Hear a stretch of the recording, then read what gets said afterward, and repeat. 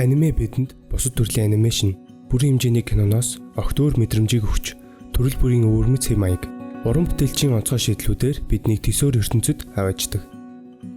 Харин жил бүр маш олон төрлийн бүрэн хэмжээний аниме төрөн гардаг. Бидний мэдих алдартай уран бүтээлчдийн бүтээлүүд эсвэл хайртай зурлалын маань бүрэн хэмжээний анги гэдэл. Тэдгээр олон уран бүтээлээс хамгийн чанартайг нь шилж сонгож үзнэ гэдэг бас л яригтэй ажил. Тэгвэл тэр хүндхэн ажлыг чинь хөнгөлж, Жавделигийн зүгээс 2019 онд нээлттэйсэн хамгийн шилдэг 5 бүрэн хэмжээний анимыг санал болгож байна. Бичлэгээ эхлэхийн өмнө та бүхэн бидний сувгийг subscribe хийж, цаашдын контентуудыг цаг алдалгүй үзэх хүсвэл хонхон дээр дарахаа бити мартаарай.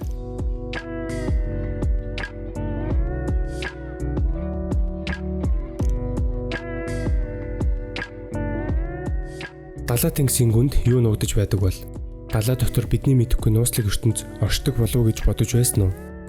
Бидний амьдарч буй дэлхийн хэмээх гаригийн 70%-ийг далай тэнгис эзэлдэг.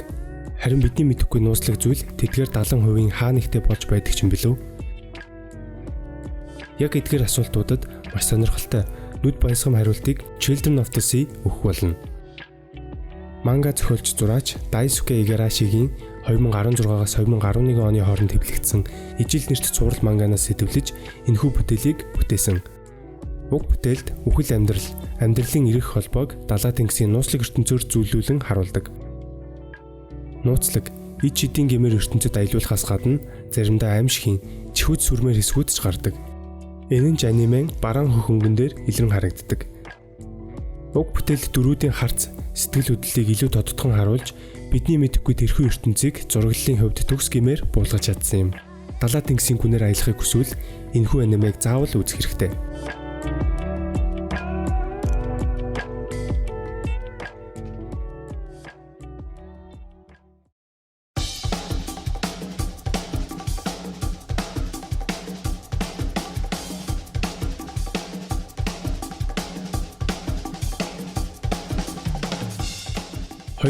оны хамгийн өндөр хүлээлттэй байсан бүтээл бол өнөө цагийн хамгийн шилдэг шонын зурвал болох One Piece-ийн 14 дахь бүрэн хэмжээний кино Stampede байсан юм.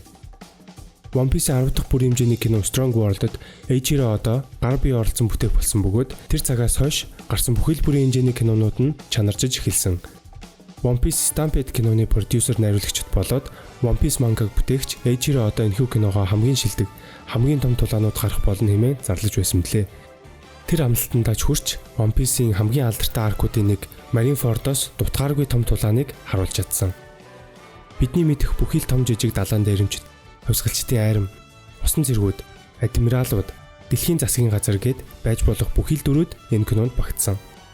Кинонд далайн дээрэмчдийн хамгийн том фестивал болох бөгөөд фестивалийн шагнал нь Loftail буюу One Piece-ийг нуусан арал түргэх мөнхийн лог поз байж таардаг. Энэ үеэр далайн дээрэмчдийн хаан Goldie Roger-ийн багийн хуучин гишүүн Douglas Bullet гарч ирэн өөрийгөө хамгийн хүчтэй гэдгийг баталж дахин алдар нэрт гарахын тулд лог позыг хулгайлж тус аралд ирэх бүхэл хүмүүсийг устгахыг завдана. Киноны зохиолын хэв маяг өмнөх кинонуудаас нэг их ялгараад байхгүй ч олон сонирхолтой дүрүүд, гал гарсан тулаанууд тус киноны хамгийн гол амин сүнс байсан юм.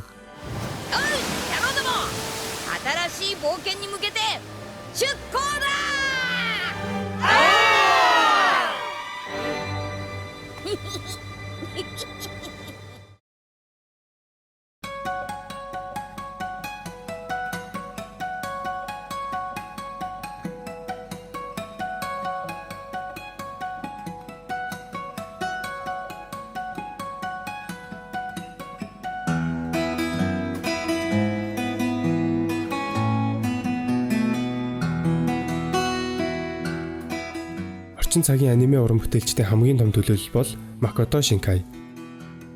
Тэрээр бүтээлийнхээ жижиг деталь болгон дээр маш нарийн ажиллаж, өөрийн гэсэн хэв маягаараа ялгарч чаддаг нэгэн. Makoto Shinkai бүтээлийнхээ төгсгөл бүрээр үзэгчдийг асуултаар дүүрэн үлдээдэг ба хариултыг үзэгч өөрийн төсөөллөөр бий болгохыг шаарддаг. Харин түүний хамгийн сүүлдийсэн бүтээл нь Weathering with You. Энэхүү бүтээл нь магадгүй уг чагсаалт дээр хамгийн үзэсгэлэнтэй бүтээл нь байж ч болох юм.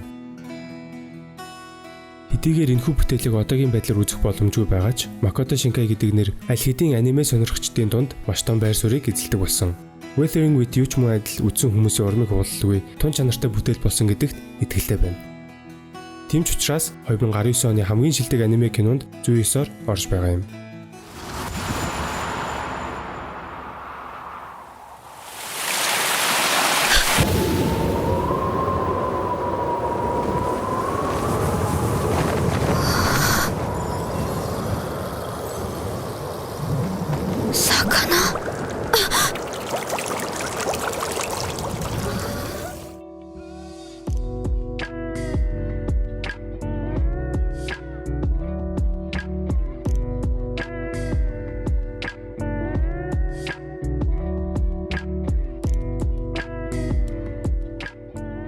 Амьдрал яг л серфинг хийхтэй адил.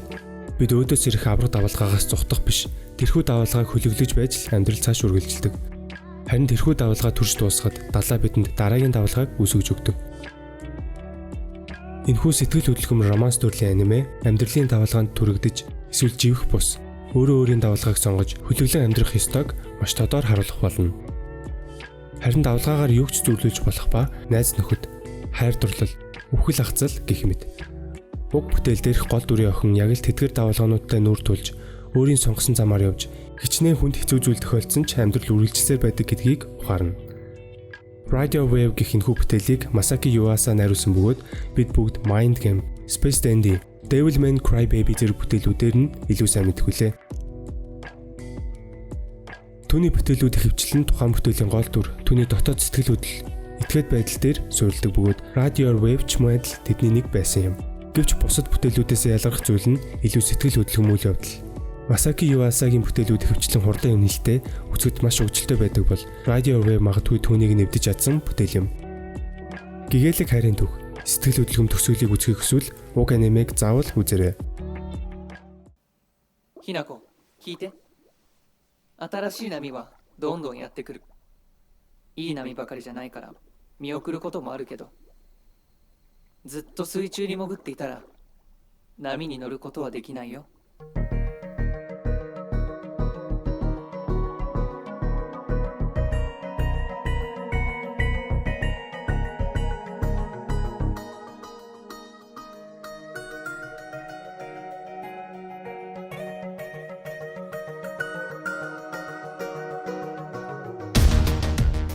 Хамгийн шилдэг аниме зураг зүйсээр тооцогдох Gurren Lagann-ыг бүтээсэн Gainax студиэс салж Studio Trigger бий болсон. Энэхүү нэрийг сонсохдоо дидл Kill la Kill, Little Witch Academia гэх мэт маш өрмөц зурагтай бүтээлүүд санаанд буудаг. Харин уг залуу студийн хамгийн анхны бүрэн хэмжээний бүтээл нь 2019 оны 5 сард нээлттэйсэн Promare байсан юм. Хүн төрөлхтөн бид нэг нэгний арьс өнгө, гарал угсаа, гадаад үзэмж гэх мэтээр ялгуурлан гадуурхаж, бие биенээ үндэслэлгүйгээр үзэн яддаг. Энэ хүндхэн асуудал одоо ч бидний нийгэмд байсаар л байна. Тэгвэл Trigger Studio энэхүү асуудлыг уг бүтээлд гол мессеж болгосон бөгөөд огт уйдайлгүйгээр сонирхолтой ертөнц, хэтрүүлэгтэй дөрүүд, эрч хүчтэй уур амьсгалаар тусган харуулж хэн баатар, хэн дайсан бэ гэдэг эргэлзээг төрүүлнэ.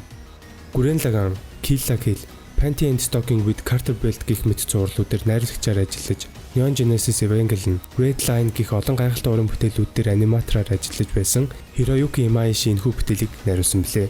Тиймдээ энэхүү аниме хамгийн том онцлог нь бидний урд өмнө хязгаарч харж байгаагүй маш өрмөц зураглал, хурцтай дүнгийн хослолууд, гүйцэтгэл сайтай анимашн, шар ус босгосон тулаанууд юм.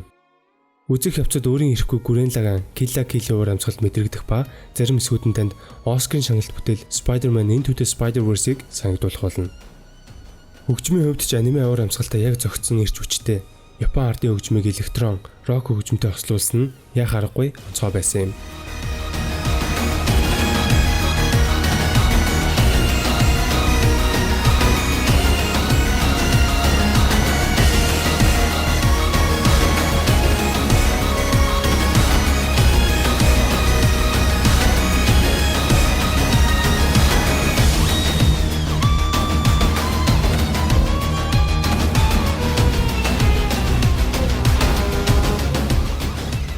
Эдгээр 5 бүтээлээс гадна өөр олон аниме 2019 онд нээлттэйсэн ч бид та бүхэнд өөрсдийн зүгээс хамгийн шилдэг гэсэн 5-ыг танилцууллаа.